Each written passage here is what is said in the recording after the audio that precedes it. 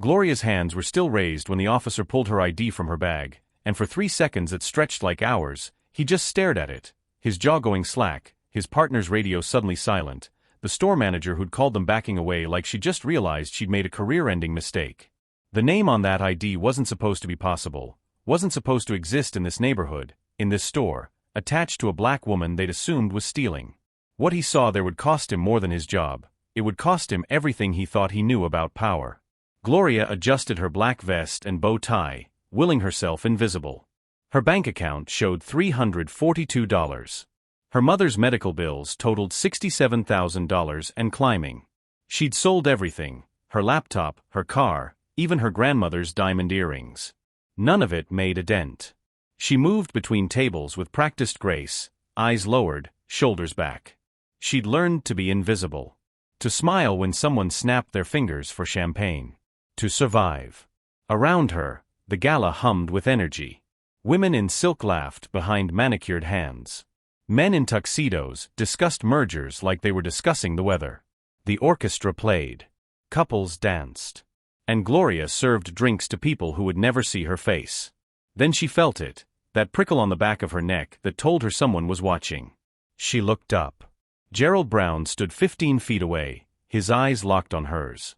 Recognition flickered across his face. Shock, then something she couldn't name. He looked older now, silver threading through his dark hair, new lines around his eyes. But his tuxedo was impeccable, his posture commanding. Gloria's breath caught. She looked away quickly. He won't remember. Men like him never do. But when she glanced back, he was moving toward her. Her pulse spiked. She turned toward the service corridor, but a hand caught her elbow, gentle but firm. "Wait," his voice was low, urgent. "Please." Gloria spun to face him, anger overriding fear. "Don't touch me." Gerald released her immediately, hands raised. "I'm sorry. He glanced over his shoulder. Gloria followed his gaze.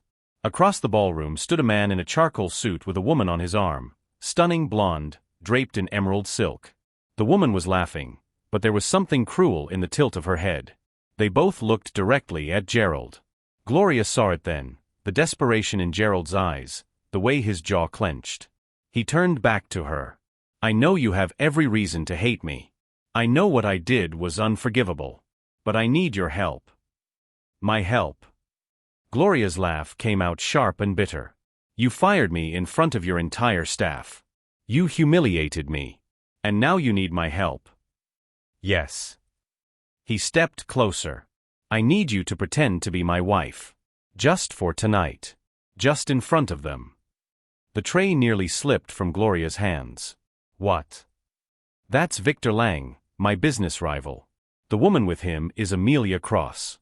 My ex-fiancée. They showed up tonight to embarrass me in front of every investor in this room." Gloria stared at him. "And you think I'm going to save you?" "I'll pay you," Gerald said quickly.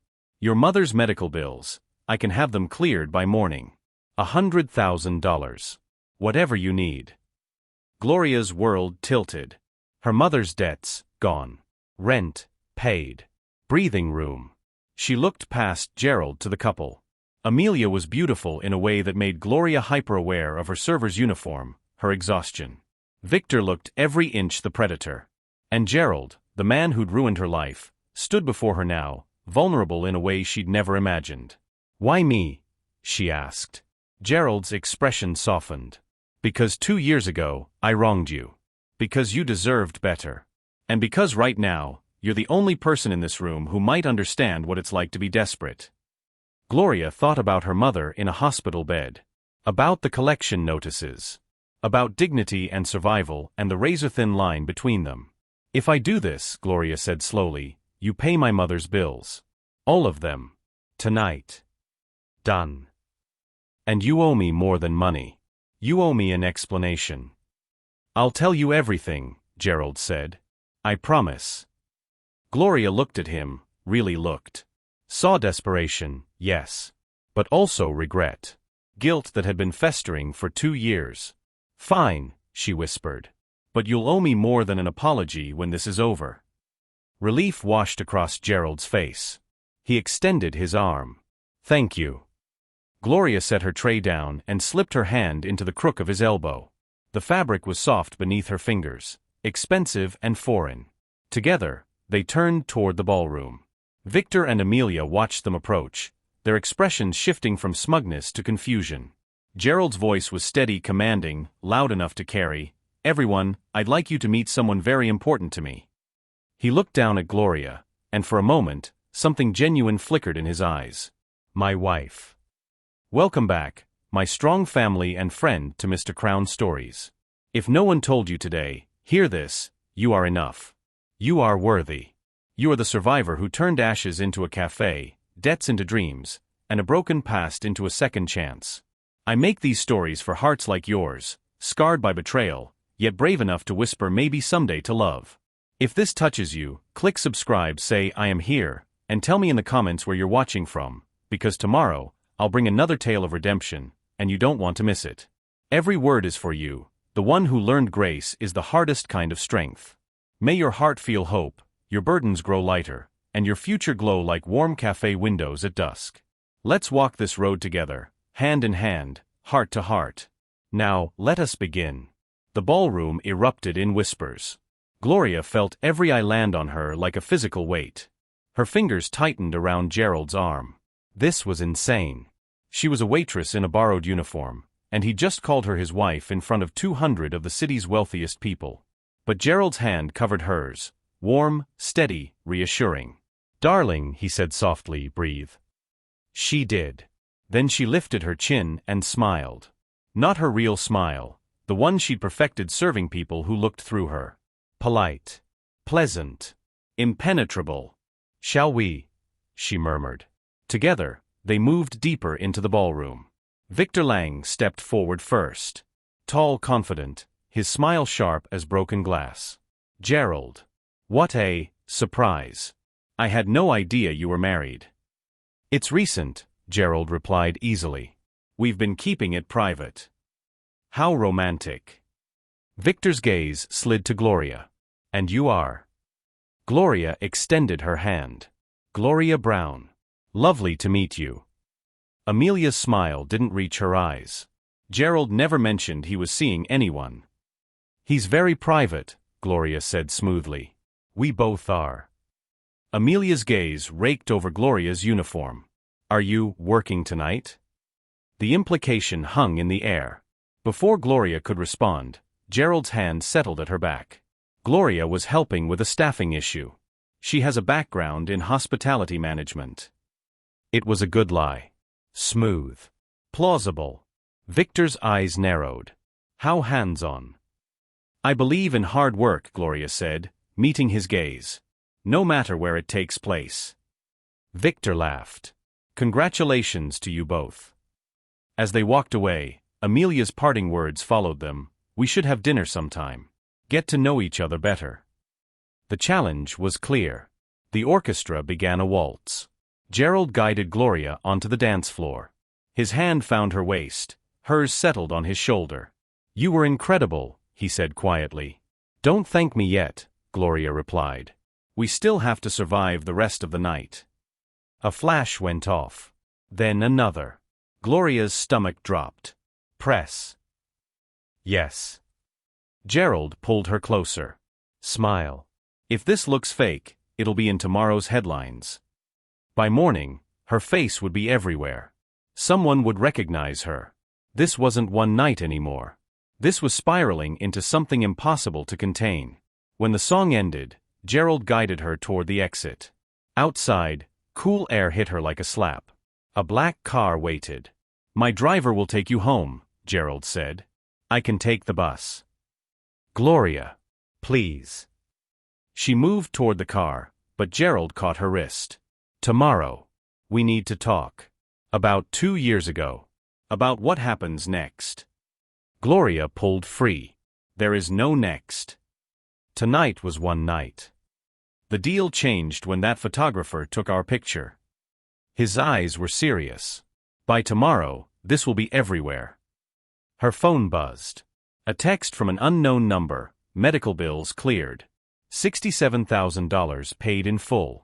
Henry Crawford. Gloria stared at the screen. It was real. She looked up at Gerald. You kept your word. I always intended to. His voice was quiet. Now please. Let me take you home. We'll talk tomorrow. Gloria slid into the car. As it pulled away, she watched Gerald standing alone in the hotel lights. Her phone buzzed again. A news alert: Billionaire Gerald Brown surprises gala with secret wife. Below it, a photo, her and Gerald on the dance floor, his hand on her waist, her looking up at him. By tomorrow, the world would want answers. And she had no idea what they would be. Gloria didn't sleep. She sat on her worn couch in her studio apartment, still wearing the server's uniform, staring at her phone as notification after notification lit up the screen. The photo was everywhere. Twitter, Instagram, Facebook, news sites, gossip blogs. Each one with a different headline. Gerald Brown's mystery wife stuns at charity gala. Who is Mrs. Brown? Billionaire's secret marriage revealed. From private to public, Gerald Brown's hidden romance. The photo showed them on the dance floor, Gerald's hand at her waist, her looking up at him with an expression that almost looked real. Tender. Trusting. Gloria's stomach twisted. In the comments, strangers dissected every detail. Her face. Her uniform. The way Gerald looked at her. Some called her beautiful. Others called her a gold digger. A few wondered why she'd been dressed like staff. One comment made her blood run cold. She looks familiar. Where have I seen her before? Gloria set the phone down, her hands trembling. This was supposed to be one night. One performance. One lie to clear her mother's debts and walk away clean. But now the world was watching. And sooner or later, someone would recognize her. Someone would remember the maid Gerald Brown fired 2 years ago. Someone would connect the dots. Her phone rang. An unknown number. She answered without thinking. Hello. Gloria. Gerald's voice was steady, but she heard the tension underneath. Have you seen the news? Hard to miss it. I'm sending a car for you. We need to talk. In person. There's nothing to talk about, Gloria said. You paid my mother's bills. I played my part. We're done. It's not that simple anymore. Gerald's tone shifted, urgent now, almost pleading. By tomorrow morning, reporters will be hunting for information about you. About us. If we don't control this narrative, it'll control us. Gloria closed her eyes. What are you saying? I'm saying we need to extend the arrangement. 1 week. Just until the story dies down. 1 week. Gloria's laugh came out bitter. Gerald, I'm a waitress. I can't just disappear for a week and pretend to be your wife. I'll pay you $50,000 for the week. And I'll make sure you don't lose your job. I'll handle everything. Gloria wanted to say no. She wanted to hang up and pretend this never happened. But $50,000. On top of the cleared medical bills. That was a future. That was security she hadn't felt in years. The car will be there in 30 minutes, Gerald said quietly. Please. Just hear me out. He hung up before she could refuse. The car arrived exactly 30 minutes later. Gloria changed into jeans and a simple sweater, the nicest clothes she owned that weren't her work uniform. She pulled her hair back, scrubbed off what little makeup she'd worn, and tried to look like someone who hadn't just been photographed on a billionaire's arm. The driver said nothing as they wound through the city, climbing higher into the hills where homes became estates and gates became fortresses. Gerald's penthouse occupied the top floor of a glass tower overlooking the city. The view was breathtaking, light stretching to the horizon like a carpet of stars. Gerald met her at the door. He'd changed too, dark slacks and a white button-down, sleeves rolled to his elbows. He looked tired. Human. Thank you for coming, he said. Gloria stepped inside, her worn sneakers silent on the marble floor. The space was immaculate. Modern. Cold. Not a single personal touch except a framed photo on the mantel, a younger Gerald with an older couple. His parents, maybe. Coffee? Gerald asked. Just answers. He nodded and gestured to the couch. Gloria sat, keeping her distance. Gerald remained standing, his hands in his pockets. 2 years ago, you spilled wine on Caroline Westbrook. the wife of one of our biggest investors. I remember, Gloria said quietly. She moved her arm while I was pouring. It was an accident. I know. Gerald's jaw tightened. But Caroline didn't care. She wanted blood. She threatened to sue you personally for ruining her dress. She threatened to blacklist you from every hospitality job in the city. Gloria stared at him. What? She was vindictive. Cruel. She'd done it before, destroyed people's careers over minor slights. Gerald ran a hand through his hair. I couldn't let her do that to you. So I made a choice. You fired me. I fired you publicly, made it look like I was punishing you severely, so Caroline would feel satisfied. His voice dropped. It was the only way to stop her lawsuit. The only way to protect you from something worse. Gloria's chest tightened. You never told me.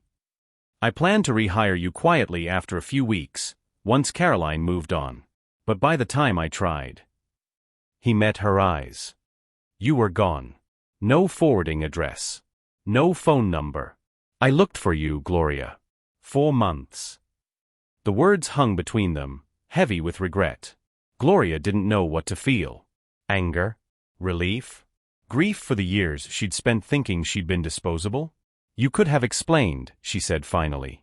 That night. You could have pulled me aside and told me the truth. I should have. Gerald's expression was raw. I was a coward. I told myself it was better if you hated me than if Caroline destroyed you. But I was wrong. You deserved to know. Gloria stood, needing distance. She walked to the window, looking out at the city below. Somewhere down there was her apartment. Her life. The version of herself that had survived 2 years believing she'd been nothing. Why now? She asked. Why tell me this now? Because you deserve the truth. And because... Gerald moved closer, stopping a few feet behind her. Because when I saw you last night, all I could think was how much I'd taken from you. And how little I'd ever tried to make it right. Gloria turned to face him. You want absolution. No. His voice was quiet. I want a chance to give you back some of what I took. The rest of the conversation was practical. Cold. Business. 1 week. $50,000. She'd stay in his guest room. Attend a few public events. Play the role of loving wife just long enough for the story to fade. Gloria agreed. Not because she forgave him. Not because she believed this would fix anything. But because survival had always been her compass, and right now, this was her best chance at it. As the car drove her home in the early hours of the morning, Gloria's phone buzzed. A text from an unknown number. This is Henry Crawford, Gerald's assistant. I wanted to reach out personally. I was there the night you were fired. I've regretted not speaking up ever since. You deserved better. Gerald knows that now. I hope this week gives you both a chance to heal old wounds. Gloria stared at the message. Heal old wounds. As if a week could undo 2 years of shame and struggle. But maybe it wasn't about healing. Maybe it was about finally getting answers. Finally being seen. She closed her eyes and let herself hope, just a little. At the penthouse, Gerald stood alone in the dark. The city lights glowed through the floor-to-ceiling windows, but he barely saw them. His mind was replaying the conversation. Gloria's face when he told her the truth. The way she'd looked at him, not with forgiveness, but with something close to understanding. Henry's words echoed in his head, from their conversation earlier that evening. You owe that woman more than gratitude, Gerald. You owe her the truth. And maybe a chance to be more than what you made her. Gerald had spent 2 years trying to forget Gloria Irwin. Trying to convince himself that firing her had been necessary. That protecting the deal had mattered more than one person's dignity. But he'd never forgotten her face. The way she'd held her head high even as security escorted her out. The quiet strength in her eyes. Last night, watching her navigate the ballroom with grace and confidence, he'd felt something he hadn't expected. Pride. And beneath that, something more dangerous. Something that felt uncomfortably close to admiration. She deserved better than what I gave her, Gerald whispered to the empty room. His phone lit up with another news alert. More speculation about his mysterious wife. More photos being analyzed and shared. The world wanted to know who Gloria Brown was. And for the first time in years, Gerald realized he wanted to know too. Not the woman he'd fired. Not the waitress he'd used for one desperate night. But the woman who'd looked him in the eye and said, "You'll owe me more than an apology." The woman who'd survived everything he'd put her through and still managed to hold her head high. Gerald set his phone down and walked to the window, looking out at the city where Gloria was somewhere below, probably unable to sleep, probably questioning every choice that had led her here. 1 week, he said to his reflection. I have 1 week to make this right. He had no idea if that was enough time. But he had to try. Gloria woke to sunlight streaming through her apartment window and the sound of her phone ringing. Gerald. Again. She let it go to voicemail, then listened as his voice filled the small space. Gloria, I know you need time to process everything. But we need to get our story straight before the press digs deeper. Lunch today? My office. Please. She deleted the message and stared at the ceiling. The truth he'd told her last night sat heavy in her chest. Part of her wanted to believe him, that he'd fired her to protect her, that he'd looked for her, that he'd carried guilt for 2 years. But Gloria had learned the hard way that powerful men were skilled at rewriting history to make themselves the hero. Still, $50,000 waited for her. And 1 week of playing pretend. She texted back, fine. Noon. But I'm not staying long. Gerald's office occupied the top floor of Brown Holdings, all glass and steel and commanding views.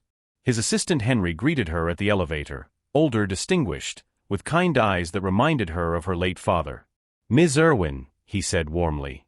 It's good to see you again, though I wish it were under better circumstances. Gloria studied him. You were there that night. 2 years ago. I was. Henry's expression sobered. And I've regretted my silence ever since. I should have spoken up. Should have told you what Gerald was trying to do. Why didn't you? Because I trusted Gerald to fix it afterward. To make things right. Henry gestured toward the office door.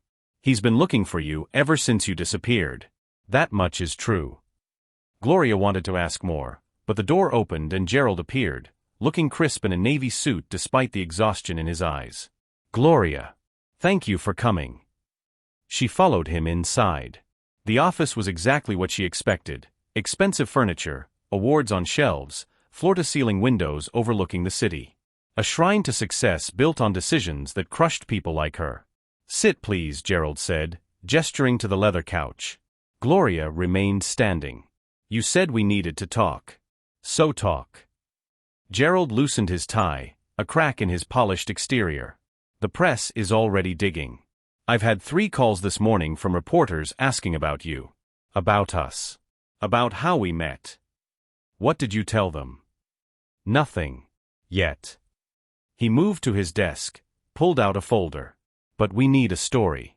Something consistent. Something believable. Gloria crossed her arms. You mean another lie? I mean a version of the truth that protects us both. Gerald opened the folder, revealing printed screenshots, social media posts, news articles, forum discussions. All about her. They're already trying to identify you. Someone posted a photo from your social media from 3 years ago. Another person thinks they recognize you from somewhere but can't place where. Gloria's stomach dropped. How long before someone remembers? I don't know. Days, maybe. Which is why we need to control the narrative before they do. Gerald met her eyes. We tell them we met 2 years ago. That we kept our relationship private because of business complications. That we married quietly 6 months ago. That's not just a lie. That's a whole fabricated timeline. It's protection, Gerald said firmly. For both of us. Because when they find out you worked for me, when they discover I fired you, they'll spin it into something ugly. They'll say I abused my power. That you're a victim or a gold digger or both. Gloria hated that he was right. And what about the truth? She asked quietly. About Caroline Westbrook and the lawsuit you claim you were protecting me from? Gerald's jaw tightened. That stays between us. Caroline's husband is still one of my investors. If that story goes public, it damages relationships I can't afford to lose. So I'm supposed to lie to protect your business interests. Again. You're supposed to lie to protect yourself, Gerald said, his voice sharp now. Because if the Rayall story comes out, Caroline will make sure you never work in this city again. She has that kind of power. That kind of cruelty. Gloria wanted to argue. Wanted to tell him she didn't need his protection. But the weight of her empty bank account, the one that had held only $342 before he cleared her mother's debts, told a different story. Fine, she said. We stick to your version. But I want it in writing. The $50,000. The job protection. Everything. Henry's already drafting the contract. Gerald's expression softened. Gloria, I know you don't trust me. I know you have every reason not to. But I meant what I said last night. I'm trying to make this right. You can't make this right, Gloria said quietly. You can only try not to make it worse. She left before he could respond. That evening, Gloria drove to St. Catherine's Hospital on the east side of the city. It had been 3 weeks since her mother passed, but the hospice wing still felt like a second home. She'd spent months here, watching her mother fade, holding her hand through the pain, promising everything would be okay even when they both knew it wouldn't. The debt had been cleared, but Gloria still owed something deeper, a visit to the nurse who'd cared for her mother in those final days. Nurse Patricia met her in the hallway, her face lighting up. Gloria. I heard about the bills. I'm so glad that burden's been lifted. Me too, Gloria said, managing a smile. I wanted to thank you. For everything you did for Mom. She was a wonderful woman. Patricia reached into her pocket. Actually, I've been meaning to give you something. Your mother left this with me a few days before she passed. She made me promise to give it to you when the time was right. She handed Gloria a sealed envelope, slightly worn, with her name written in her mother's shaky handwriting. Gloria's throat tightened. Thank you. She waited until she was alone in her car before opening it. My dearest Gloria. If you're reading this, I'm gone. And knowing you, you're probably struggling. Probably working yourself to the bone, carrying guilt that was never yours to carry. I need you to hear something, baby girl. You are not defined by what they took from you. Not by the job that man stole. Not by the dignity someone tried to strip away. Not by the medical bills or the poverty or any of the circumstances that tried to break you. You are defined by how you stand back up. I've watched you rebuild yourself over and over. I've watched you carry burdens no young woman should have to carry. And I've been so proud. Not because you survived, though that matters, but because you never let them make you cruel. Whatever comes next, whatever choices you face, remember, you're still worth more than their approval. More than their money. More than their guilt. Don't let anyone, not even yourself, convince you otherwise. All my love, Mom. Gloria sat in her car outside the hospital, tears streaming down her face, her mother's words echoing in her mind. You're still worth more than their approval. She thought about Gerald. About his guilt and his money and his desperate need to rewrite the past. She thought about herself, about the woman who'd said yes to a billionaire's lie because survival demanded it. And she thought about the week ahead, playing pretend in a world that had never wanted her, wearing a ring that meant nothing, answering to a name that wasn't hers. Her phone buzzed. A text from Gerald, contract ready. Henry will bring it to you tomorrow. Thank you for doing this. Gloria stared at the message, then at her mother's letter. Don't let what they took define you. Maybe this week wasn't about Gerald making things right. Maybe it was about Gloria taking something back. She wiped her tears, started the car, and drove toward her apartment through streets that felt different now, not quite as heavy, not quite as hopeless. Behind her, she didn't notice the black car idling across the street. Inside, Gerald sat watching her taillights disappear into traffic. He'd followed her here, though he couldn't say why. Curiosity, maybe. Or guilt. Or something deeper he wasn't ready to name. He'd watched her sit in her car for 20 minutes. Watched her cry. Watched her emerge looking somehow stronger than when she'd gone in. Henry's words echoed in his mind. You owe that woman more than gratitude, Gerald. You owe her dignity. Maybe this is my chance to make things right, Gerald murmured to the empty car. Not by rewriting the past. Not by burying the truth. But by giving Gloria something she'd never had from him before. A choice. Real protection. Respect. He pulled out his phone and called his lawyer. Whatever contract you're drafting for Gloria Irwin, double the amount. And add a clause: after this week, she walks away with a recommendation letter for me personally. The kind that opens doors. Gerald, that's what she deserves, he said firmly. Make it happen. He hung up and sat in the darkness, watching the hospital lights reflect off wet pavement. For 2 years, he'd told himself firing Gloria was mercy. Now he was beginning to understand it had only been cowardice. And maybe, just maybe, this week could be his chance at redemption. Not for his sake. For hers. Gloria woke to her phone exploding. Not ringing. Exploding. Texts. Calls. Notifications. Her screen lit up like a fireworks display, each ping another crack in the fragile piece she'd managed to find after reading her mother's letter. She grabbed the phone, squinting against the morning light. 43 missed calls. 62 text messages. 217 social media notifications. Her hands started shaking before she even opened the first one. The text was from Marissa, her coworker at the hotel. Girl. Are you okay? You're everywhere. Gloria opened Twitter. Her face stared back at her from a dozen different accounts, 100 different posts. The photo from the gala, Gerald leaning close, whispering in her ear, his hand protective at her waist, her expression caught somewhere between shock and something that looked dangerously like trust. The caption on the most viral post read, "Breaking, Billionaire Gerald Brown's secret wife revealed." Who is the mystery woman who captured one of the city's most eligible bachelors? It had 847,000 likes, 12,000 retweets, thousands of comments. Gloria's vision blurred as she scrolled. She's gorgeous. Love this for them. Anyone else think this seems fake? Like PR stunt fake. I knew Gerald Brown was married. He's been too quiet about his personal life. Gold digger alert. She's probably after his money. Wait, why is she wearing a server uniform? Is she staff? She looks familiar. Has anyone figured out who she is yet? That last comment made Gloria's blood run cold. Her phone rang. Gerald.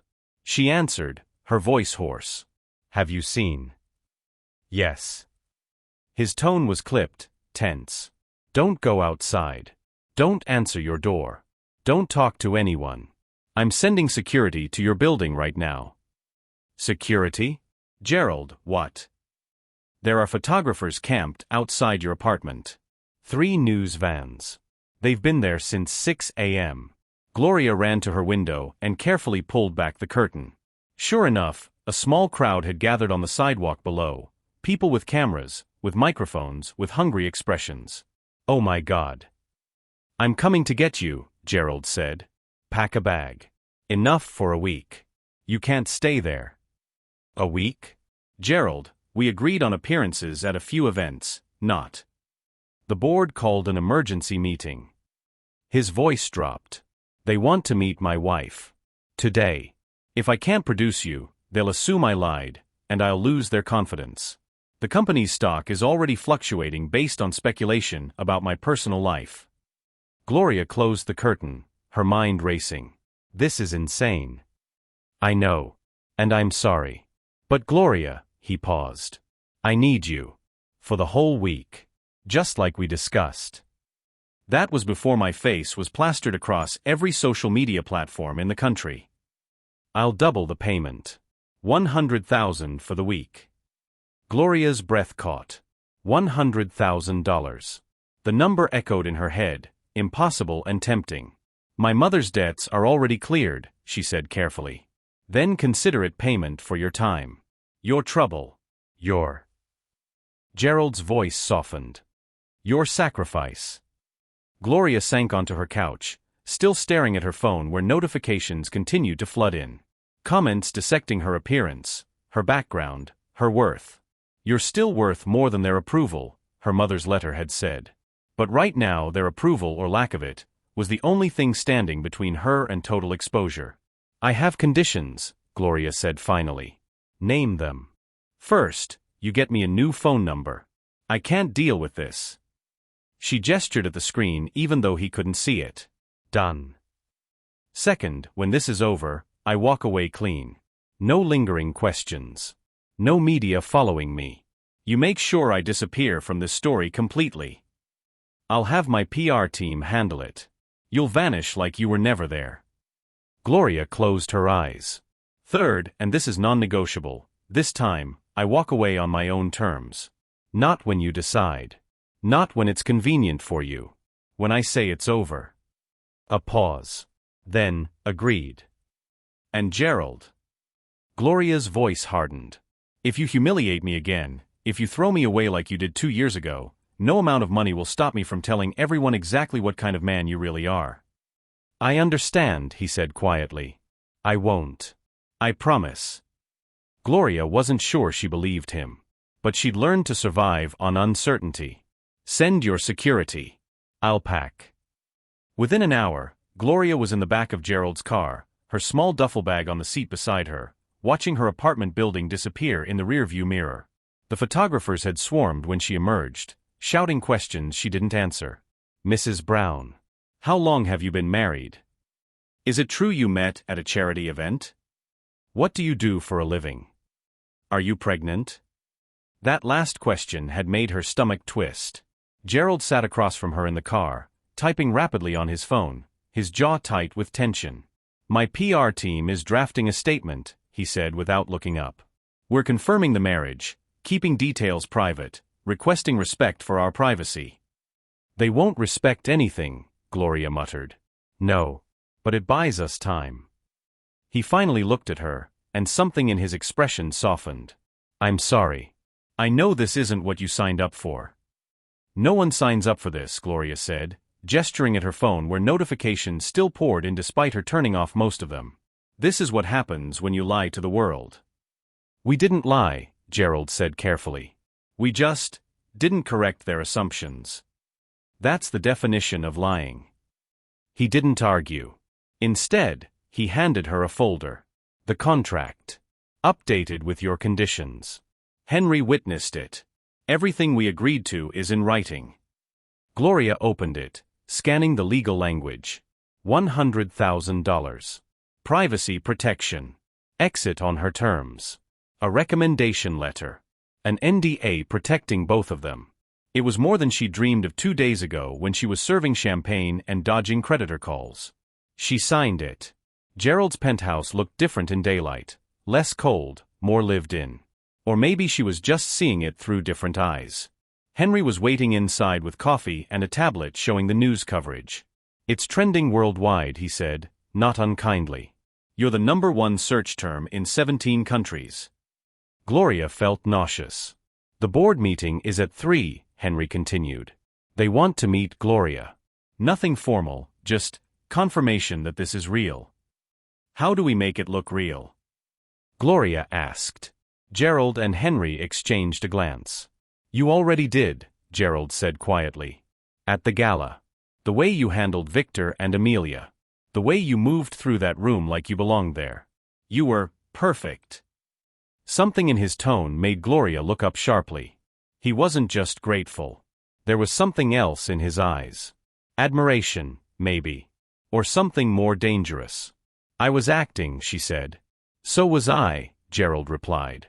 But somewhere in the middle of it, it stopped feeling like acting. The words hung between them, heavy with implication. Henry cleared his throat. I'll give you 2 a moment.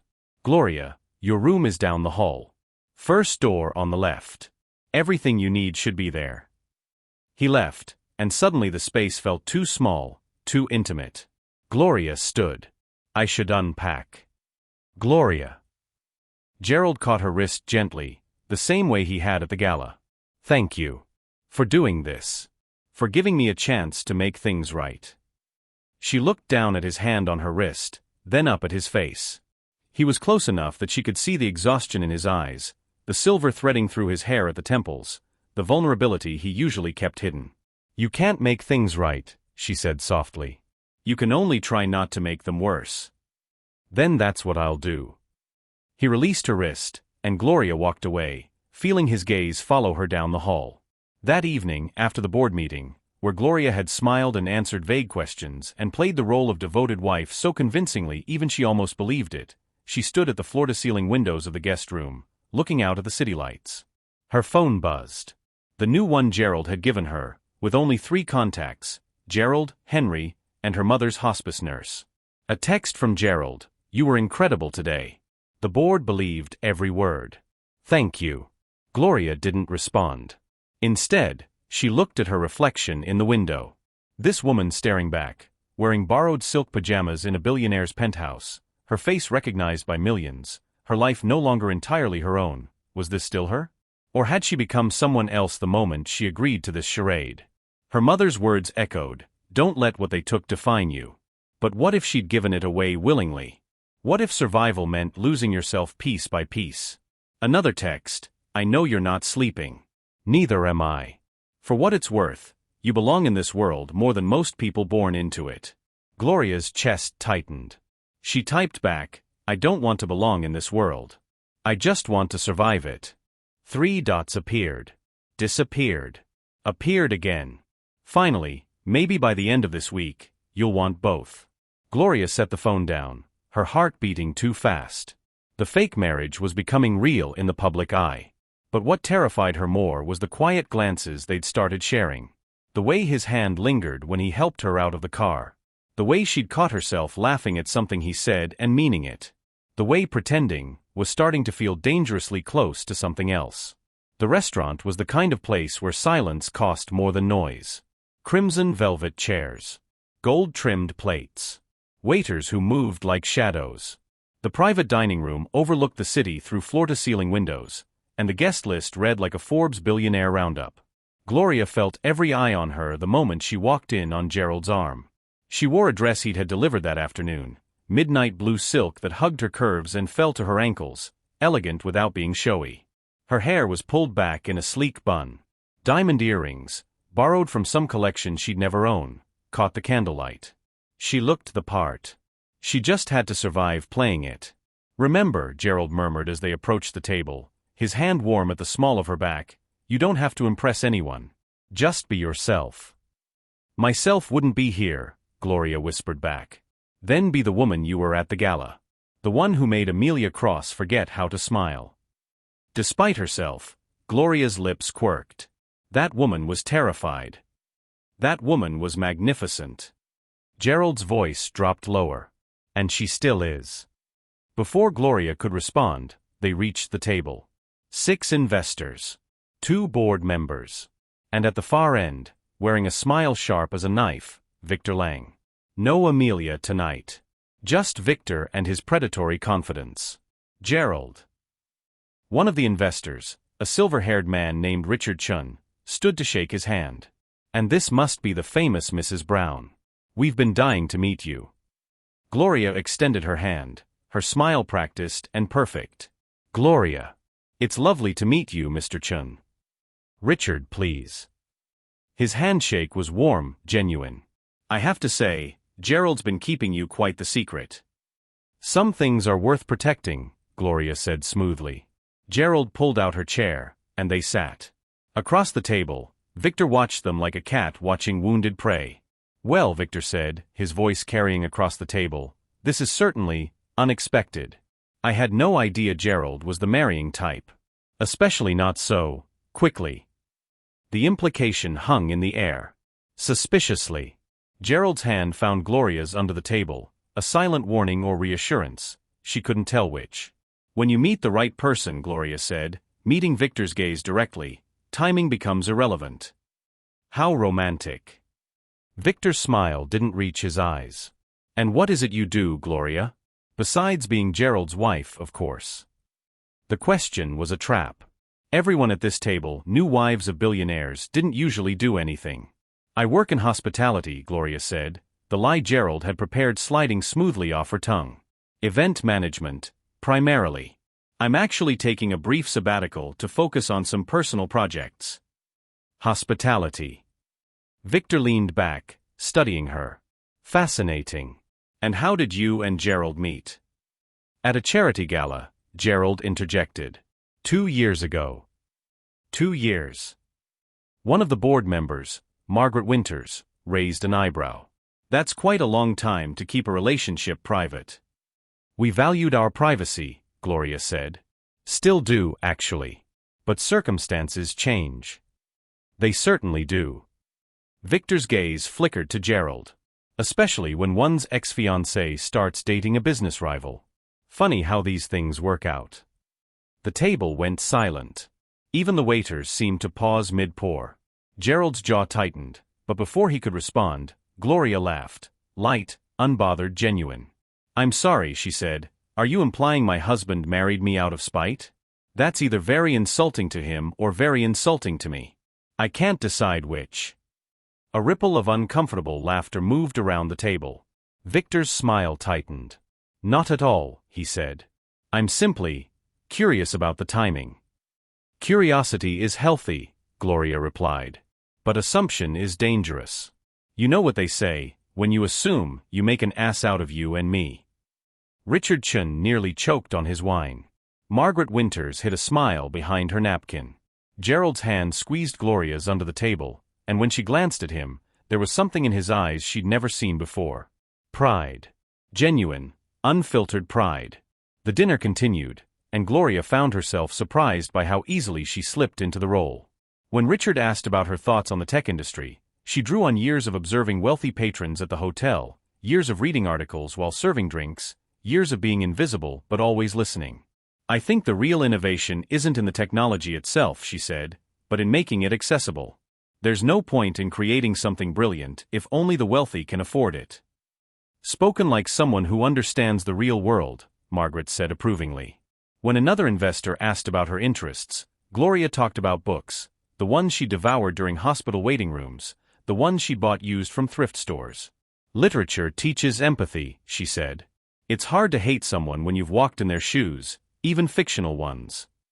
Gerald barely touched his food. He was too busy watching her, the way she commanded attention without demanding it, the way she made these powerful people lean in to hear what she'd say next. She was everything he didn't realize he'd been missing. Intelligence wrapped in grace. Strength disguised as softness. And somewhere between the appetizer and the entree, Gerald realized something that terrified him. He didn't want this to be pretend anymore. Victor waited until dessert to strike again. "You know, Gloria," he said, his tone dripping with false sweetness, "you really are quite the actress. The way you've stepped into this role so seamlessly. It's almost like you were born for it." The table tensed. Gloria set down her fork carefully, meeting Victor's gaze. "That's what happens when you work for a living. You learn to adapt. You learn to survive. You learn that strength doesn't come from a trust fund, it comes from earning every single thing you have." Victor's smile turned venomous. "How inspirational. Though I suppose it's easy to be inspirational when you've married into wealth rather than." "Careful," Gerald's voice cut across the table like a blade. "Finish that sentence, and you'll regret it." "I'm simply making an observation," Victor said. "Your wife is quite convincing. Almost too convincing." "You're right," Gloria said, standing suddenly. Every eye turned to her. "I am convincing. Because unlike some people at this table, I don't have the luxury of being mediocre and getting away with it. I don't have a safety net. I don't have family money to fall back on if I fail." She moved around the table until she was standing beside Gerald's chair, her hand resting on his shoulder. "So yes, I'm an excellent actress. I've had to be. But what I feel for my husband." She looked down at Gerald, and something passed between them, something raw and unscripted. "That's not acting." Then she did something that surprised everyone, including herself. She leaned down and kissed him. Not a peck. Not a performance. A real kiss, her hand sliding to cup his jaw, his hand coming up to rest at her waist, pulling her closer. The room went silent. When they finally broke apart, Gerald's eyes were dark with something that looked like hunger and confusion and wonder all at once. Victor's smug expression had vanished completely. Margaret Winters was smiling openly. Richard Chun looked like he might applaud. Gloria straightened, smoothing her dress, her heart hammering but her voice steady. "Now if you'll excuse me, I need some air." She walked out of the dining room with her head high, leaving a stunned silence in her wake. Gerald found her on the balcony 5 minutes later.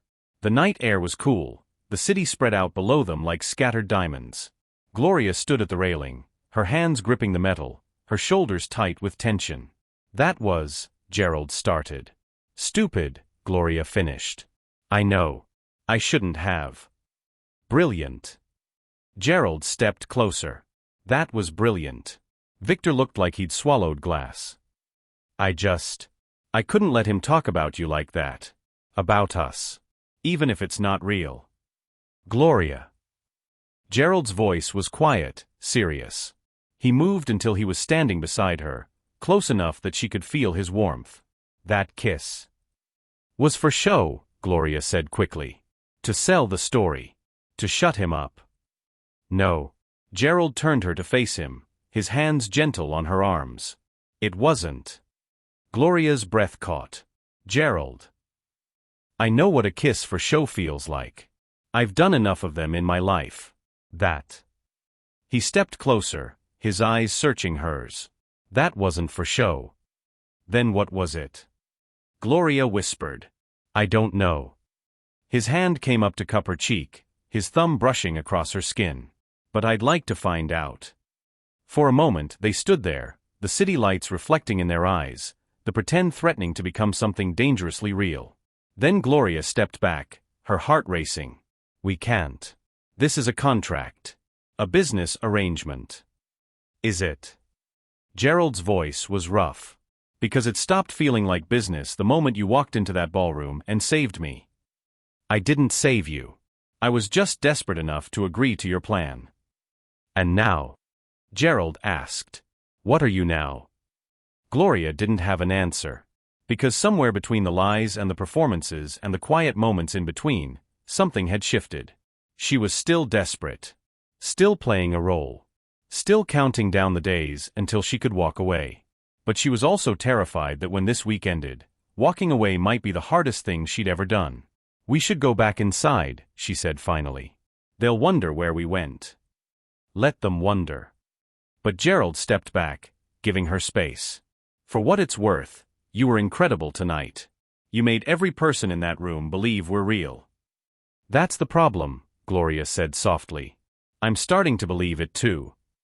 She walked back inside before he could respond, leaving Gerald alone on the balcony, the taste of her still on his lips and the knowledge that this pretend marriage had become the most real thing in his life.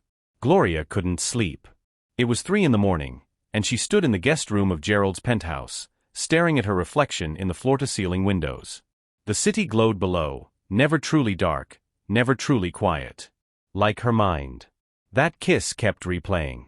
The way his hand had felt on her waist. The way her heart had betrayed her by racing. The way it had stopped feeling like acting. That wasn't for show. His words haunted her. A soft knock at her door made her jump. Gloria. Gerald's voice, muffled through the wood. I saw your light on. Are you okay? She should tell him to go away.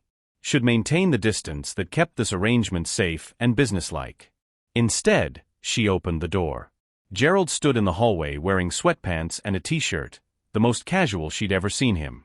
His hair was disheveled, his eyes tired but alert. Can't sleep either, she asked. Haven't slept properly in months. He managed a rueful smile. Mind if I come in? We could both use the company. Gloria hesitated, then stepped aside.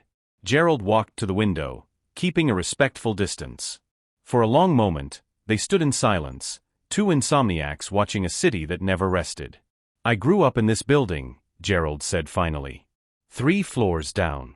My parents bought it when I was 7. Gloria glanced at him, surprised. You lived here. Until they died. Car accident, 10 years ago. His jaw tightened. After that, I couldn't sell it. Couldn't stay in their apartment. So I bought the penthouse and tried to make it feel like something new. Somewhere that wasn't full of ghosts. Did it work? No. Gerald's laugh was hollow. Turns out you can't outrun memories. You just learn to live with them. Gloria understood that more than he knew. Is that why you work so much? To stay busy? Partly. He turned to face her. Partly because when you build a company from the ground up, it becomes your identity. Your worth. Your proof that you're not wasting the legacy they left you. That's a lot of pressure to carry. It's the only thing I know how to carry. Gerald's expression was raw, unguarded. Until recently, work was all I had.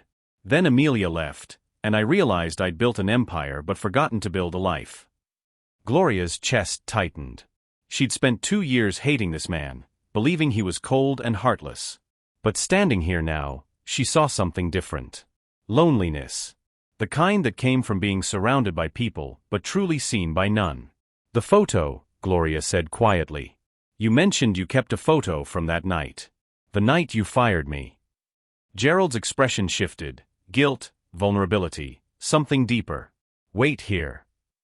He left and returned moments later with his phone. He pulled up a photo and handed it to her. It was a staff photo from 2 years ago. The entire events team lined up in their uniforms, smiling for the camera. Gloria stood in the back row, third from the left, her smile polite but distant. "I've looked at this photo more times than I can count," Gerald said softly.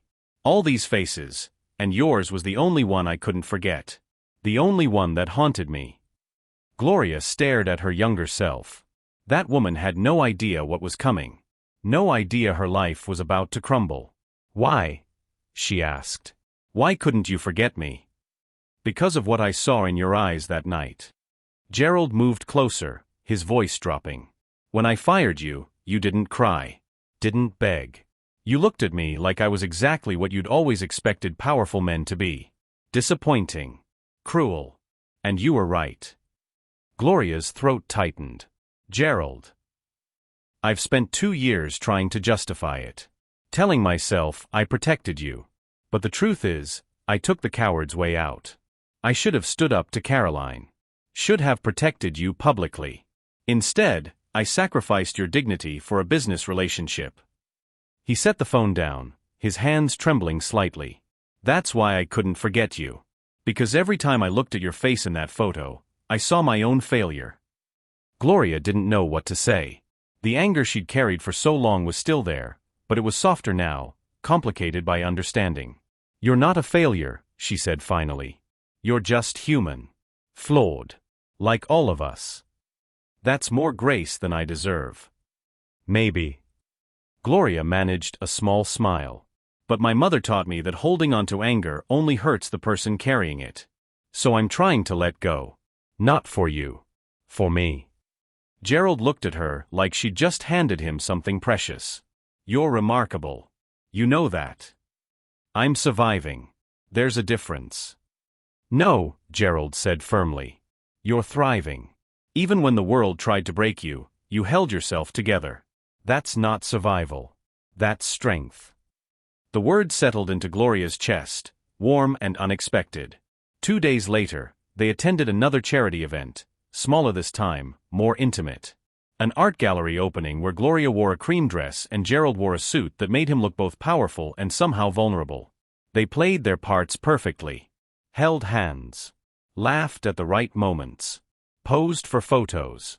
But when the event ended and they climbed into the car, Gerald didn't tell the driver to head home.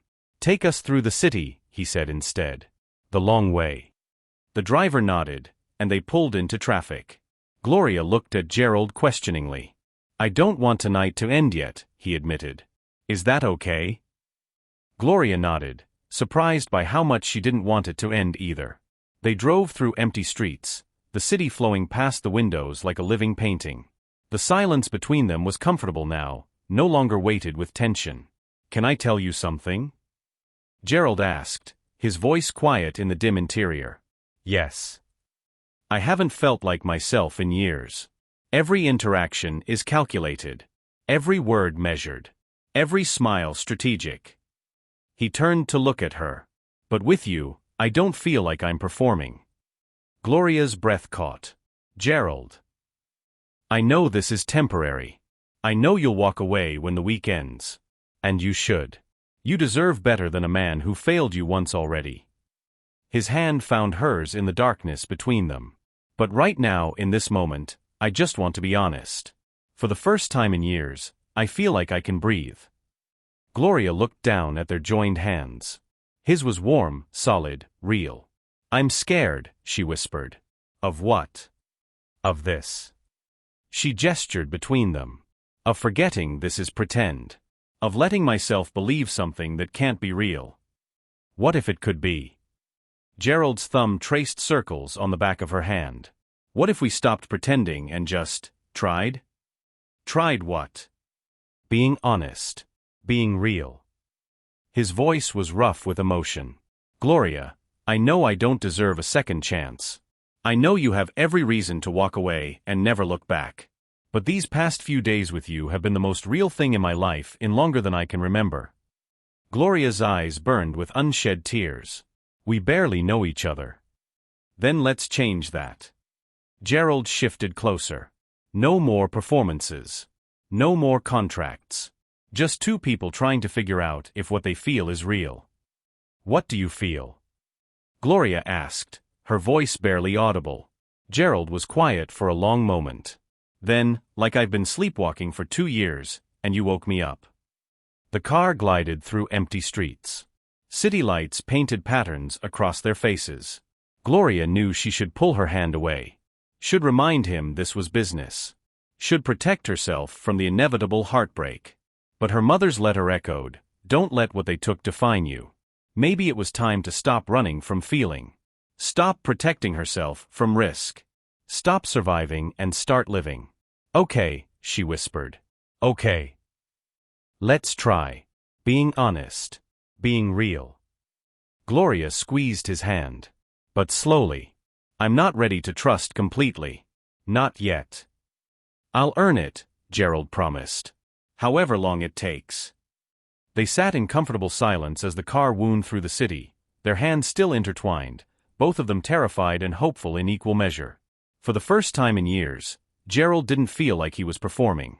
And for the first time since her mother's death, Gloria felt like maybe, just maybe, she deserved something good. Even if it scared her. Even if it might break her. Even if it was the biggest risk she'd ever taken. The car eventually turned toward the penthouse, carrying them back to reality. But something had shifted between them in the darkness. The pretending was over. Whatever came next would be real. And that terrified them both. Gloria woke to the sound of her phone ringing. Not the new one Gerald had given her. Her old phone, the one she'd silenced and shoved in a drawer, the one only a handful of people had the number to. It was 6 a.m. Sunlight barely touched the horizon. She grabbed it, groggy and disoriented. Marissa's name flashed on the screen. Hello. Gloria's voice was rough with sleep. Gloria. Marissa sounded panicked. Have you seen the news? What? No, I just. Check. Now. It's everywhere. Gloria's stomach dropped. She ended the call and opened her browser. The headline hit her like a physical blow. From fired made to fake wife. The truth behind Gerald Brown's convenient marriage. Below it, a photo. Not from the gala. An old employee badge photo from Brown Enterprises, 2 years old, her face younger and hopeful. Beside it, the recent photo of her and Gerald dancing. The article was written by Rebecca Marsh, the journalist from the gala. Gloria's hands shook as she read. Sources confirmed that Gloria Irwin, the woman Gerald Brown introduced as his wife at last week's charity gala, is the same woman he publicly fired from his company 2 years ago. According to former employees, Ms. Irwin was dismissed after an incident involving a foreign investor's wife, her termination carried out in front of dozens of staff members. The timing of this marriage, coinciding with Brown's ex-fiancée Amelia Cross's engagement to business rival Victor Lang, raises questions about authenticity. Is this a genuine relationship, or a calculated PR move to salvage Brown's image? Ms. Irwin's current employment status remains unclear, though sources indicate she's been working in service positions at various hotels. Representatives for Brown Holdings declined to comment. Gloria couldn't breathe. She opened Twitter. Instagram. Every platform. The story was everywhere. Trending worldwide. Hashtag fake Mrs. B. Hashtag Gerald Brown scandal. Hashtag golddigger. The comments were vicious. So he fired her then married her? That's not romance, that's manipulation. She's obviously a gold digger. Saw an opportunity and took it. From maid to wife. This is giving serious Pretty Woman vibes, but make it toxic. Wait, he fired her? Then married her? That's either the weirdest redemption arc or the most calculated PR stunt ever. She probably seduced him for money. Women like her always have an angle. Gloria's vision blurred. Her chest tightened until she couldn't breathe. A knock at her door. Gloria.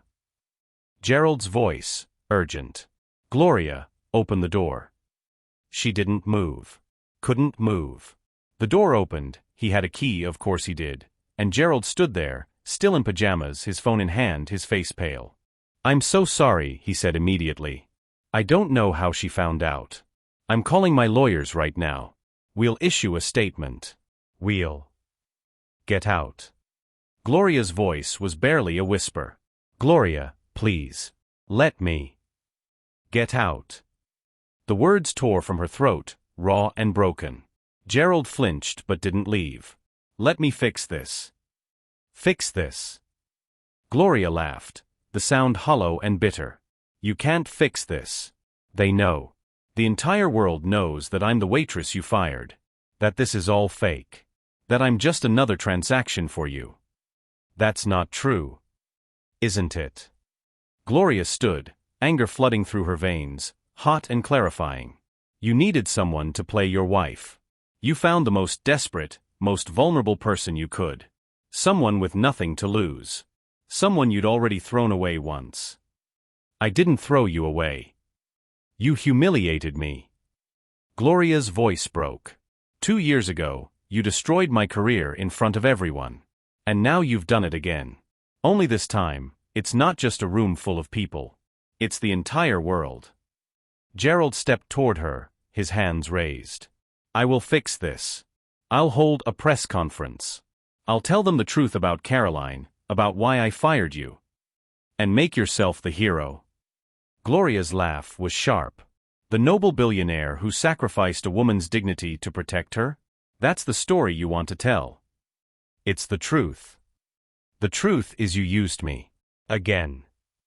Gloria grabbed her phone, showing him the screen filled with hateful comments. "Look. Look at what they're saying about me. Gold digger. Opportunist. Seductress. Liar." Gerald's face crumbled as he read. "I'll make them stop. I'll." "You can't." Gloria's voice went quiet, defeated. "You can't control what they think. What they say. You brought me into your world, made me visible, and now they're tearing me apart." "This is my fault," Gerald said, his voice rough. "All of it. I'll take full responsibility." "I don't want your responsibility." Gloria shouted. "I want my life back. I want to be invisible again. I want to be able to walk down the street without people recognizing me and judging me." She grabbed her duffel bag from the closet and started throwing clothes into it. "What are you doing?" Gerald asked, panic creeping into his voice. "What I should have done at the beginning. Walking away." "Gloria, please," Gerald caught her arm gently. "Don't go. Not like this. Let me protect you." Gloria pulled free, tears streaming down her face. "You can't protect me from this. You never could. Because the person I needed protection from was you." The words hit Gerald like a slap. He stepped back, his expression devastated. "I'm sorry," he whispered. "God, Gloria, I'm so sorry." "So am I." Gloria zipped her bag, her hands shaking.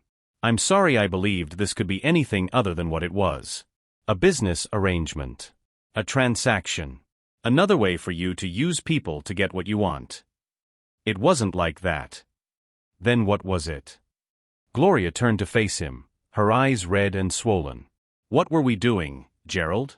Playing house? Pretending we could be something real?" "Yes." Gerald's voice broke. "Yes, that's exactly what I wanted. For it to be real. For you to stay. For me to forget that you're the man who destroyed my life." Gloria's laugh was hollow. "I can't forget. And now the whole world won't let me forget either." She walked past him, her bag over her shoulder. "Gloria, please." Gerald followed her to the elevator. "Don't leave. Not like this. At least let me drive you." "I'll call a cab." Gloria pressed the elevator button, refusing to look at him. "Henry will send the final payment. Consider our contract fulfilled." "I don't care about the contract."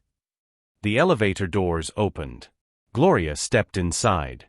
"Goodbye, Gerald." She watched his face as the doors closed. The devastation, the guilt, the desperate need to fix something that was already irreparably broken. And then he was gone. The cab ride back to her apartment was a blur. Photographers were waiting outside her building, shouting questions she didn't answer. She pushed through them, locked her door, and collapsed on her couch. Her phone wouldn't stop buzzing. Messages. Calls. Notifications. She turned it off and sat in silence. The woman who'd walked into Gerald's world a week ago had believed she could control the narrative. Could play a part and walk away unscathed. She'd been wrong. Gerald stood alone in his empty penthouse, the city sprawling below him, indifferent to his pain. Henry had called 6 times. The board wanted an emergency meeting. His lawyers were drafting statements. His PR team was in crisis mode. He ignored all of it. Instead, he stared at the photo on his phone. Not the staff photo from 2 years ago. The one from the night drive.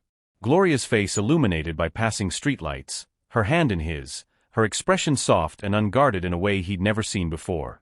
The moment before everything shattered. "I didn't use you, Gloria," he whispered to the empty room. "You saved me." But she was gone.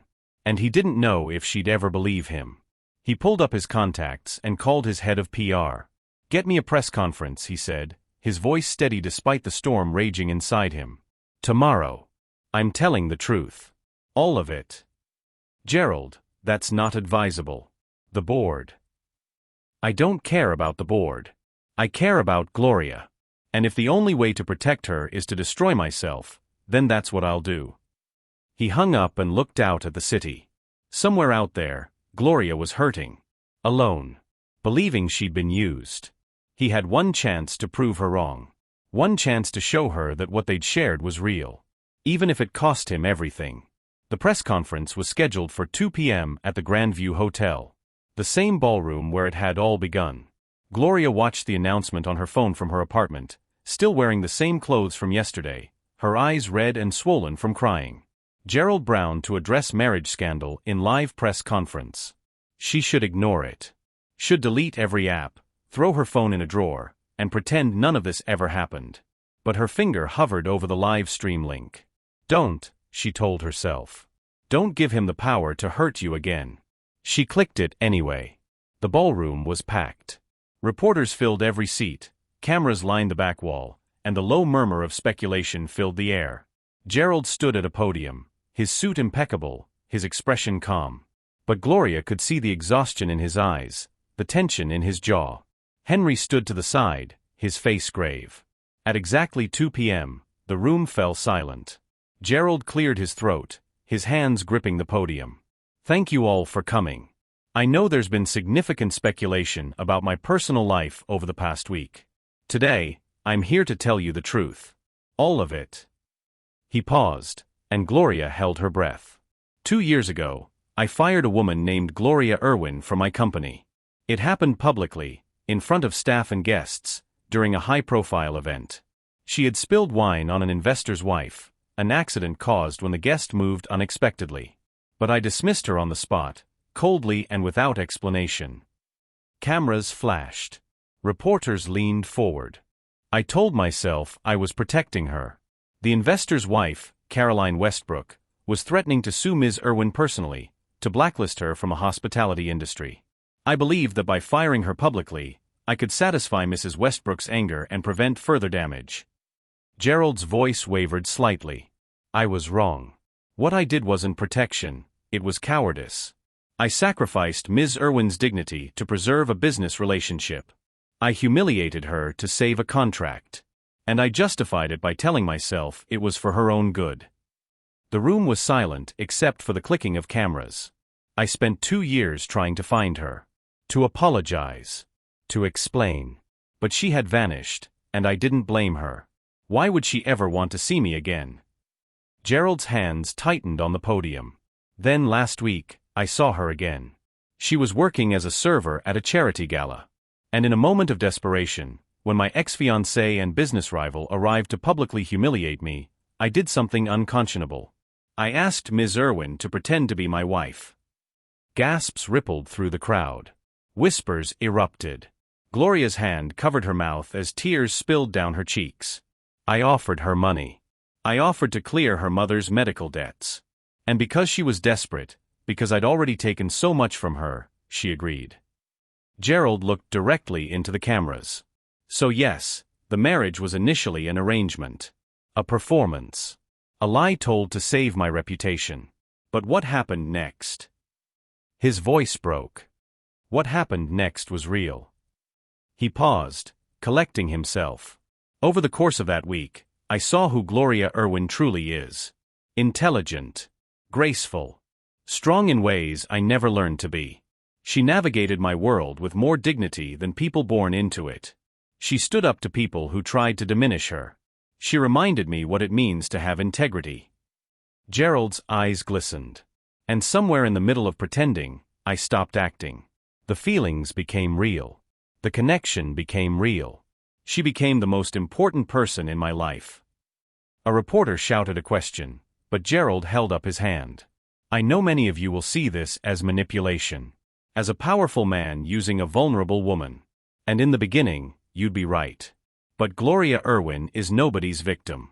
She agreed to help me, and she honored that agreement with more grace than I deserved. What I feel for her now has nothing to do with contracts or arrangements. It's simply the truth. He took a breath. 2 years ago, I humiliated a woman to protect a contract. I told myself it was business. But it cost me the only person who ever made me want to be a better man. Gerald looked directly at the camera again, and Gloria felt like he was speaking only to her. Gloria, if you're watching this, I'm sorry. I'm sorry for firing you. I'm sorry for asking you to lie. I'm sorry for not protecting you from what came after. You deserved better then, and you deserve better now. His voice dropped to almost a whisper. I don't expect your forgiveness. I don't expect you to come back. But I needed you to know that what we had was real for me. You were real. And I will spend the rest of my life trying to be worthy of the grace you showed me. Gerald stepped back from the podium. The room erupted, reporters shouting questions, cameras flashing, chaos filling the space. But Gerald ignored all of it. He walked off the stage, Henry following close behind. Gloria sat frozen in her apartment, tears streaming down her face, her phone clutched in her hand. He'd done it. He'd risked everything. His reputation. His business. His carefully constructed image. For her. Her phone buzzed. A text from an unknown number, the hotel. He's waiting. Henry. Gloria stared at the message. She should stay home. Should protect herself. Should remember that powerful men always found ways to rewrite their mistakes as noble sacrifices. But her mother's voice echoed, don't let what they took define you. Gerald hadn't taken anything this time. He'd given something back. The truth. His reputation. His vulnerability. Gloria grabbed her jacket and ran. The Grandview Hotel was surrounded by press, but Henry was waiting at a side entrance. He led Gloria through service corridors, the same ones she'd walked as a waitress, until they emerged in the empty ballroom. Gerald stood alone by the windows, his back to the door, his shoulders tense. You came, he said without turning. You told the truth, Gloria replied, her voice shaking. Gerald turned to face her. His eyes were red, exhausted, but clear. I couldn't let you believe I'd used you. Not when what I felt was real. Gerald. I know I don't deserve another chance. He stepped closer. I know you have every reason to walk away and never look back. But I need you to know that this past week, every moment with you, was the most real thing in my life. Gloria's tears returned. You just destroyed your reputation. Your board will. Let them. Gerald's voice was firm. I spent years building an empire on compromises and calculated decisions. And all it got me was loneliness. You showed me something better. Something real. I'm terrified, Gloria whispered. So am I. I don't know if I can trust you. I'll earn it. Gerald reached out slowly, giving her time to pull away. When she didn't, he took her hand. However long it takes. No contracts. No arrangements. Just two people trying to build something honest. Gloria looked at their joined hands.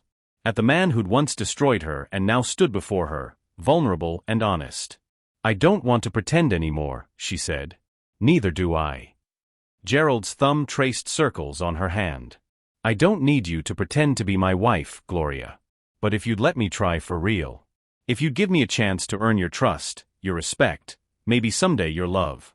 I promise I'll spend every day proving I'm worth it." Gloria looked into his eyes and saw everything she'd been afraid to believe. Sincerity, regret, hope, and love. Real, terrifying, impossible love. "Okay," she whispered. "Okay. Let's try. For real this time." Gloria squeezed his hand. But slowly. And honestly. "No more lies." "No more lies," Gerald agreed. He pulled her close, and this time when they kissed, there were no cameras. No audience. No performance. Just two broken people trying to build something whole. Outside, the press still swarmed. The scandal still raged. The world still had opinions. But inside the ballroom where it had all begun, Gloria and Gerald held each other and chose to start again. This time, with truth. 6 weeks later. The cafe sat on a quiet corner in the arts district, tucked between a bookstore and a vintage record shop. The sign above the door read "Grace and Gratitude" in elegant script, and through the large front windows, warm light spilled onto the sidewalk. Inside, Gloria wiped down the espresso machine, her movements practiced and efficient. The morning rush had ended, leaving only a handful of customers scattered at small tables, a student with a laptop, an elderly couple sharing a pastry, a woman sketching in a journal. This place was hers. Not borrowed. Not temporary. Not someone else's dream she was serving. Hers. The insurance settlement from her mother's estate had been small, but combined with the money from Gerald, money she'd almost refused but ultimately accepted as payment earned, not charity given, she'd had enough for a down payment. Enough to lease this space. Enough to buy equipment and hire 2 part-time staff members. Enough to build something that belonged to her alone. The cafe had opened 3 weeks ago to modest success. Nothing viral or trendy. Just good coffee, homemade pastries, and a quiet space where people felt welcome. Exactly what she dreamed of when she was younger, before medical bills and survival had buried those dreams under necessity. The bell above the door chimed. Gloria looked up, her practiced smile already in place. It froze when she saw who walked in. Gerald. He looked different. Less polished, somehow. More real. He wore jeans and a simple navy sweater, no tie, no designer suit. His hair was slightly disheveled, and there were new lines around his eyes, the kind that came from sleepless nights, not just age. Their eyes met across the cafe. For a moment, neither spoke. Gloria's heart hammered in her chest. She hadn't seen him since that day in the ballroom. They'd texted occasionally, brief, careful messages that never strayed into dangerous territory. "How are you? And I'm glad you're doing well and good luck with the cafe opening." But this was different. He was here. In her space. In the life she'd built without him. "Hi," Gerald said finally, his voice quiet. "Hi," Gloria replied. An older woman at a nearby table glanced up, recognition flickering in her expression. Gloria saw it happen, the double take, the whispered conversation with her companion, the not-so-subtle phone held up to take a photo. 6 weeks hadn't been enough time for the world to forget. "What can I get you?" Gloria asked, retreating into professionalism. "Coffee. Black.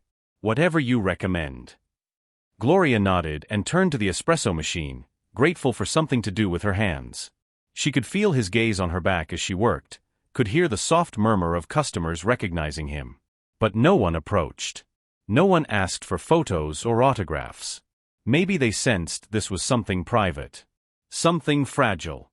Gloria prepared the coffee with the same care she gave every order, the right temperature, the perfect extraction, the attention to detail that made ordinary things extraordinary. She set the cup in front of him. Their fingers brushed as he reached for it, and the contact sent electricity through her veins. "Thank you," Gerald said. Gloria nodded, stepping back behind the counter, maintaining distance. Gerald took a sip, his eyes closing briefly. When he opened them, there was something like wonder in his expression. "This is incredible." "It's just coffee." "No." Gerald set the cup down carefully. It's perfect. Like everything you do. Gloria's throat tightened. Gerald. I know. He held up a hand. I'm not here to pressure you or complicate things. I wanted to see it. What you built. I'm proud of you, Gloria. The words hit her harder than she expected. You don't get to be proud of me. This has nothing to do with you. I know that too. Gerald's smile was sad. That's why I'm proud. You didn't need me. You didn't need anyone. You built this yourself from nothing, while the whole world was watching and judging. That takes courage I'll never have.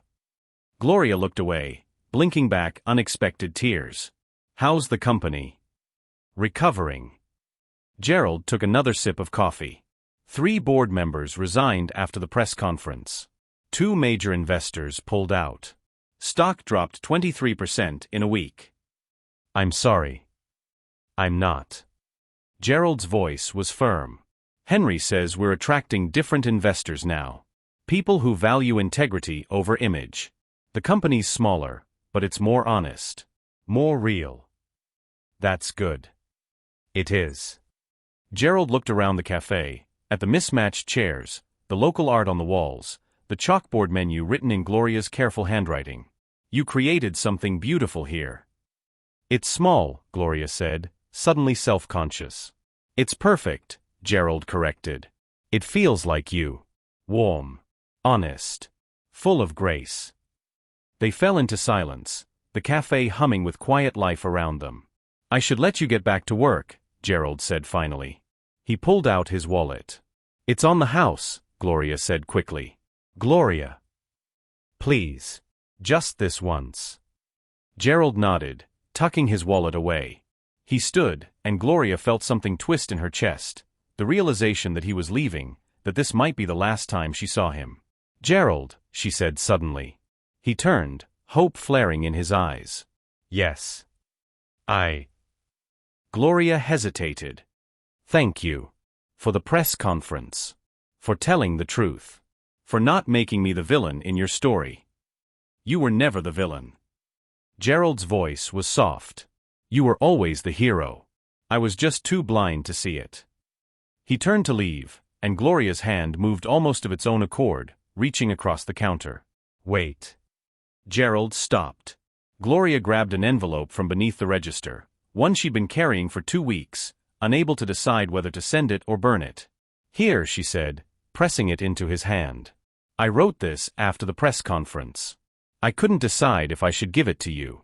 But maybe now is the right time. Gerald looked at the envelope, then at her. Can I read it now? No. Gloria managed a small smile. Later. When you're alone. He nodded, tucking the envelope carefully into his jacket pocket. Then he reached into his own pocket and pulled out a different envelope. Then it's only fair you have this, he said, placing it on the counter between them. They stood there, separated by marble and coffee cups and 6 weeks of distance, each holding something from the other. Gloria, Gerald said softly. I meant what I said in the ballroom. I'll wait. However long it takes. And if you decide you never want to see me again, I'll respect that. But I need you to know, loving you is the most real thing I've ever done. He walked out before she could respond. Gloria waited until the cafe was empty before opening the envelope. Inside was a single sheet of paper, his handwriting strong and clear. Gloria. For most of my life, I built things that looked impressive from the outside but felt empty inside. Buildings. Companies. Relationships. All of them perfectly constructed and fundamentally hollow. Then I met you. And you showed me what real looks like. Real is messy. Real is vulnerable. Real is terrifying. Real is also the only thing worth building. I don't know if you'll ever trust me again. I don't know if what we started can survive what I put you through. But for the first time in years, I want to build something real with you. Not because I need you to save me or complete me. But because loving you makes me want to be better than I am. Take all the time you need. I'll be here. Gerald. Gloria read it 3 times, tears sliding down her cheeks. Then she opened her own letter, the one she'd written after watching his press conference. Gerald. I spent 2 years hating you. Then 1 week pretending with you. And now I don't know what I feel. Scared, mostly. Scared that if I let you in, you'll destroy me again. Scared that what we had was just adrenaline and circumstance. Scared that I'm not strong enough for your world. But I'm also tired of being scared. Tired of protecting myself from risk. Tired of surviving instead of living. My mother's last words to me were about worth. About not letting what others took define me. Maybe she was right. Maybe I'm worth more than survival. Maybe I'm worth the risk. I'm not ready yet. But maybe someday. Gloria. She folded both letters carefully and tucked them into her apron pocket, close to her heart. That evening, as Gloria locked up the cafe, her phone buzzed. A text from Gerald. Thank you for the letter. I'll wait as long as it takes. Gloria smiled, her fingers hovering over the keyboard. Then she typed. Coffee tomorrow? Same time? The response came immediately. I'll be there. Gloria slipped her phone into her pocket and looked up at her cafe, at the sign bearing a name that meant everything, at the windows glowing warm against the darkening sky, at the life she'd built from ashes and determination. Maybe some second chances are worth taking, she whispered to the quiet street. And for the first time in longer than she could remember, the future didn't feel like something to survive. It felt like something to build. Together. 6 weeks later. The cafe sat on a quiet corner in the arts district, tucked between a bookstore and a vintage record shop. The sign above the door read Grace and Gratitude in elegant script, and through the large front windows, warm light spilled onto the sidewalk. Inside, Gloria wiped down the espresso machine, her movements practiced and efficient. The morning rush had ended, leaving only a handful of customers scattered at small tables, a student with a laptop, an elderly couple sharing a pastry, a woman sketching in a journal. This place was hers. Not borrowed. Not temporary. Not someone else's dream she was serving. Hers. The insurance settlement from her mother's estate had been small, but combined with the money from Gerald, money she'd almost refused but ultimately accepted as payment earned, not charity given, she'd had enough for a down payment. Enough to lease this space. Enough to buy equipment and hire 2 part-time staff members. Enough to build something that belonged to her alone. The cafe had opened 3 weeks ago to modest success. Nothing viral or trendy. Just good coffee, homemade pastries, and a quiet space where people felt welcome. Exactly what she dreamed of when she was younger, before medical bills and survival had buried those dreams under necessity. The bell above the door chimed. Gloria looked up, her practiced smile already in place. It froze when she saw who walked in. Gerald. He looked different. Less polished, somehow. More real. He wore jeans and a simple navy sweater, no tie, no designer suit. His hair was slightly disheveled, and there were new lines around his eyes, the kind that came from sleepless nights, not just age. Their eyes met across the cafe. For a moment, neither spoke. Gloria's heart hammered in her chest. She hadn't seen him since that day in the ballroom. They'd texted occasionally, brief, careful messages that never strayed into dangerous territory. How are you? And I'm glad you're doing well and good luck with the cafe opening. But this was different. He was here. In her space. In the life she'd built without him. Hi, Gerald said finally, his voice quiet. Hi, Gloria replied. An older woman at a nearby table glanced up, recognition flickering in her expression. Gloria saw it happen, the double take, the whispered conversation with her companion, the not-so-subtle phone held up to take a photo. 6 weeks hadn't been enough time for the world to forget. What can I get you? Gloria asked, retreating into professionalism. Coffee. Black. Whatever you recommend. Gloria nodded and turned to the espresso machine, grateful for something to do with her hands. She could feel his gaze on her back as she worked, could hear the soft murmur of customers recognizing him. But no one approached. No one asked for photos or autographs. Maybe they sensed this was something private. Something fragile. Gloria prepared the coffee with the same care she gave every order, the right temperature, the perfect extraction, the attention to detail that made ordinary things extraordinary. She set the cup in front of him. Their fingers brushed as he reached for it, and the contact sent electricity through her veins. Thank you, Gerald said. Gloria nodded, stepping back behind the counter, maintaining distance. Gerald took a sip, his eyes closing briefly. When he opened them, there was something like wonder in his expression. This is incredible. It's just coffee. No. Gerald set the cup down carefully. It's perfect. Like everything you do. Gloria's throat tightened. Gerald. I know. He held up a hand. I'm not here to pressure you or complicate things. I wanted to see it. What you built. I'm proud of you, Gloria. The words hit her harder than she expected. You don't get to be proud of me. This has nothing to do with you. I know that too. Gerald's smile was sad. That's why I'm proud. You didn't need me. You didn't need anyone.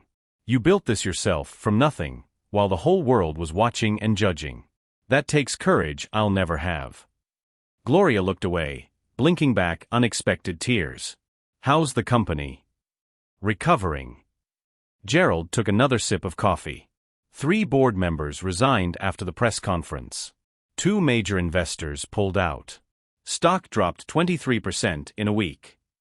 I'm sorry. I'm not. Gerald's voice was firm. Henry says we're attracting different investors now. People who value integrity over image. The company's smaller, but it's more honest. More real. That's good. It is. Gerald looked around the cafe, at the mismatched chairs, the local art on the walls, the chalkboard menu written in Gloria's careful handwriting. You created something beautiful here. It's small, Gloria said, suddenly self-conscious. It's perfect, Gerald corrected. It feels like you. Warm. Honest. Full of grace. They fell into silence, the cafe humming with quiet life around them. I should let you get back to work, Gerald said finally. He pulled out his wallet. It's on the house, Gloria said quickly. Gloria. Please. Just this once. Gerald nodded, tucking his wallet away. He stood, and Gloria felt something twist in her chest, the realization that he was leaving, that this might be the last time she saw him. Gerald, she said suddenly. He turned, hope flaring in his eyes. Yes. Gloria hesitated. Thank you. For the press conference. For telling the truth. For not making me the villain in your story. You were never the villain. Gerald's voice was soft. You were always the hero. I was just too blind to see it. He turned to leave, and Gloria's hand moved almost of its own accord, reaching across the counter. Wait. Gerald stopped. Gloria grabbed an envelope from beneath the register, one she'd been carrying for 2 weeks, unable to decide whether to send it or burn it. Here, she said, pressing it into his hand. I wrote this after the press conference. I couldn't decide if I should give it to you. But maybe now is the right time. Gerald looked at the envelope, then at her. Can I read it now? No. Gloria managed a small smile. Later. When you're alone. He nodded, tucking the envelope carefully into his jacket pocket. Then he reached into his own pocket and pulled out a different envelope. Then it's only fair you have this, he said, placing it on the counter between them. They stood there, separated by marble and coffee cups and 6 weeks of distance, each holding something from the other. Gloria, Gerald said softly. I meant what I said in the ballroom. I'll wait. However long it takes. And if you decide you never want to see me again, I'll respect that. But I need you to know, loving you is the most real thing I've ever done. He walked out before she could respond. Gloria waited until the cafe was empty before opening the envelope. Inside was a single sheet of paper, his handwriting strong and clear. Gloria. For most of my life, I built things that looked impressive from the outside but felt empty inside. Buildings. Companies. Relationships. All of them perfectly constructed and fundamentally hollow. Then I met you. And you showed me what real looks like. Real is messy. Real is vulnerable. Real is terrifying. Real is also the only thing worth building. I don't know if you'll ever trust me again. I don't know if what we started can survive what I put you through. But for the first time in years, I want to build something real with you. Not because I need you to save me or complete me, but because loving you makes me want to be better than I am. Take all the time you need. I'll be here. Gerald. Gloria read it 3 times, tears sliding down her cheeks. Then she opened her own letter, the one she'd written after watching his press conference. Gerald. I spent 2 years hating you. Then 1 week pretending with you. And now I don't know what I feel. Scared, mostly. Scared that if I let you in, you'll destroy me again. Scared that what we had was just adrenaline and circumstance. Scared that I'm not strong enough for your world. But I'm also tired of being scared. Tired of protecting myself from risk. Tired of surviving instead of living. My mother's last words to me were about worth. About not letting what others took define me. Maybe she was right. Maybe I'm worth more than survival. Maybe I'm worth the risk. I'm not ready yet. But maybe someday. Gloria. She folded both letters carefully and tucked them into her apron pocket, close to her heart. That evening, as Gloria locked up the cafe, her phone buzzed. A text from Gerald. Thank you for the letter. I'll wait as long as it takes. Gloria smiled, her fingers hovering over the keyboard. Then she typed. Coffee tomorrow? Same time? The response came immediately. I'll be there. Gloria slipped her phone into her pocket and looked up at her cafe, at the sign bearing a name that meant everything, at the windows glowing warm against the darkening sky, at the life she'd built from ashes and determination. Maybe some second chances are worth taking, she whispered to the quiet street. And for the first time in longer than she could remember, the future didn't feel like something to survive. It felt like something to build. Together. 1 year later, Gloria's cafe had become more than she dreamed, a second location, a cookbook deal, press attention she'd actually earned. But her favorite mornings were still the quiet ones, when Gerald arrived before opening, when she'd make him coffee and he'd work at the corner table while she prepped pastries. No cameras. No performances. Just two people who'd found something real in the wreckage of their lies. Ready? Gerald asked, offering his hand. Gloria took it, no longer afraid. Ready. And that, my beautiful family, is how Gloria Irwin walked into a ballroom as a waitress running from her past. She walked out as a woman who'd learned that survival isn't the same as living, and that sometimes the people who hurt us aren't beyond redemption.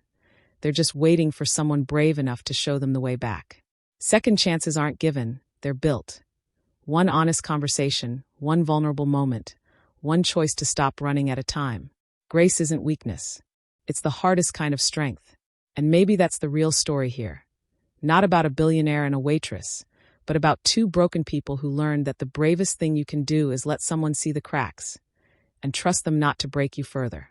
What would you do if the person who destroyed you was the only one who could save you? Drop a comment below. Your story might be the one someone else needs to hear. If this journey touched you, click subscribe, type "I choose Grace" in the comments, and tell me where you're watching from. Because stories like this, stories of second chances, quiet strength, and love that earns its way back, are proof that even after the fall, we can rise together. Until next time, this is Mr. Crown Stories, reminding you, you are seen, you are worthy, and you are the heartbeat this world still needs.